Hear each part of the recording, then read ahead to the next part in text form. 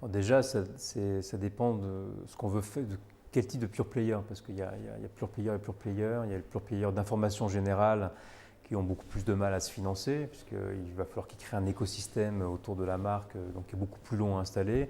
Et les pure players qu'on dit plus verticaux ou de niche, c'est-à-dire qu'ils vont aller chercher une communauté spécifique sur une thématique particulière, donc qui souvent est beaucoup plus facile à monétiser. Donc on n'est pas forcément sur les mêmes démarches.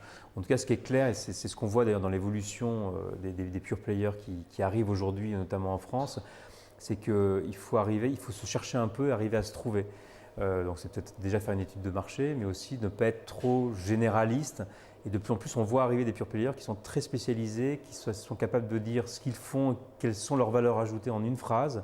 Newsring qui structure le débat, Quoi.info qui lui est dans l'explication de l'information.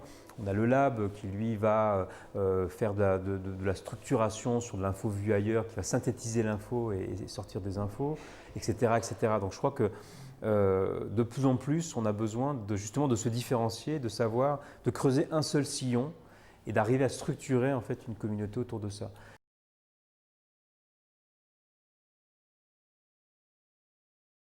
Sur les modèles économiques, ça dépend vraiment de ce qu'on veut faire.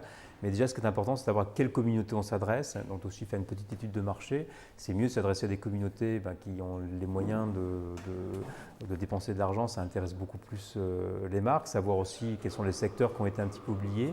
Les niches sont très intéressantes, mais elles sont petites également.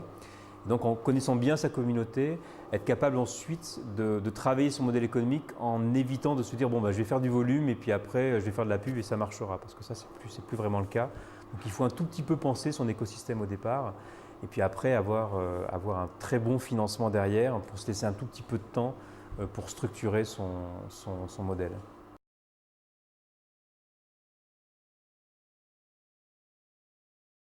Je pense qu'il commence à arriver à maturité, en tout cas par rapport à 2007, on a vu les premiers vraiment pure players s'installer. En fait, à chaque élection présidentielle, vous avez des nouveaux pure players qui arrivent. Donc c'est à peu près tous les 5 ans maintenant qu'on a des grandes vagues où il y a eu beaucoup de morts à l'arrivée. Là, on est sur un marché qui est plus mature.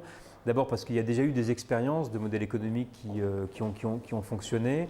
Encore une fois, les médias arrivent à se spécialiser de plus en plus et on commence à sortir de je fais de l'audience, je gagne de la publicité pour aller vers des modèles soit payants, mais c'est plus difficile à faire, même si certains réussissent, ou des modèles où on va faire par exemple des opérations spéciales, donc c'est plus de la pub traditionnelle, on va construire un objet publicitaire pour la marque, très souvent autour du contenu.